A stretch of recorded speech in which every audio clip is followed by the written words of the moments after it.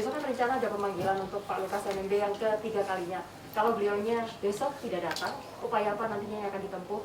Apakah ada penjemputan paksa atau seperti apa? Itu yang pertama Bapak. Yang kedua, banyak Bapak.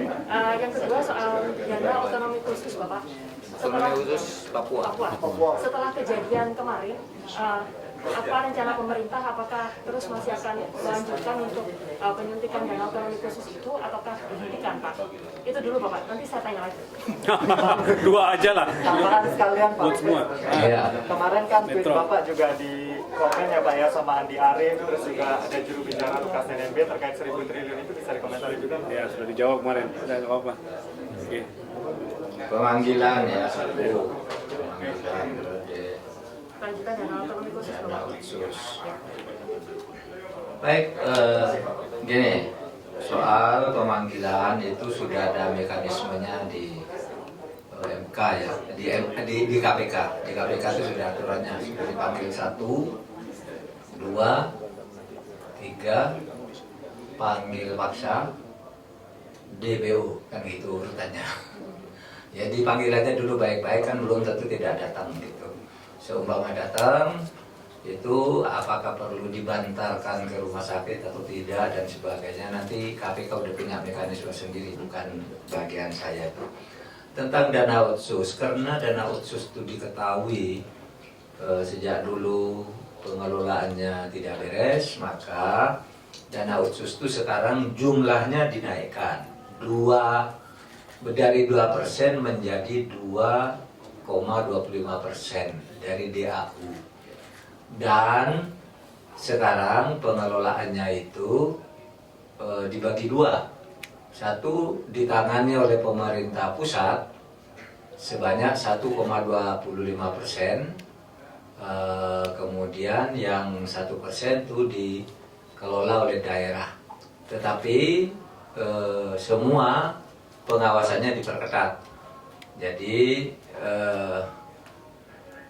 nanti pemerintah pusat akan menentukan tiap proyek apa yang melaksanakan oleh daerah, meskipun dananya dikelola oleh pusat, tapi ajukan proposal yang jelas, perencanaan yang jelas, lalu pemerintah pusat setuju, dananya bisa turun, tetapi dengan pendampingan dan pengawasan.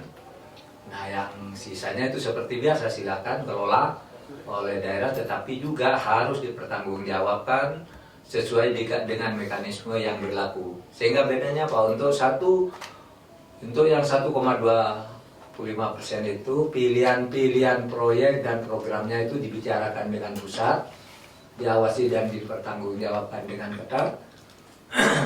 Kemudian yang 1% itu pilihan-pilihan programnya silakan daerah, tapi tetap harus dipertanggungjawabkan sesuai dengan hukum keuangan negara. Itu aja. Tidak ada lagi. Cukup? Udah, apa lagi? Satu lagi? Satu aja. Udah mau terbang, mau ke bandara nih.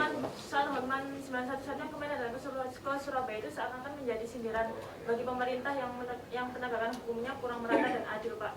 Terus ada beberapa kasus juga yang disentil Hotman seperti pembunuhan santri di Gontor. Pertanyaannya apa?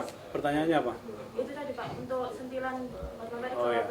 Terus yang satu lagi Pak, ini ada napi perempuan yang pasca melahirkan kembali ke tahanan, lalu bagaimana dengan UPC yang belum ditahan? Aduh, sudah sangat teknis ya. Itu urusannya polisi dan masyarakat, silakan menilai. Tetapi kalau kejadian-kejadian di tengah-tengah masyarakat, di kantor-kantor pemerintah itu ya biasa. Makanya ada negara dan ada penegakan hukum dan ada undang-undang gitu.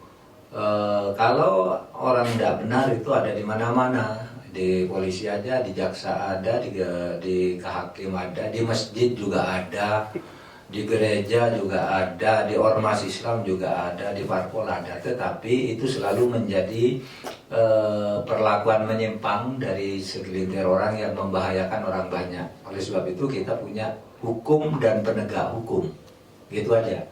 Jadi jangan ditanyakan, kok ada orang bisa memperkosa santrinya, kok ada orang bisa membunuh, ya itulah makanya kita punya negara dan punya aturan.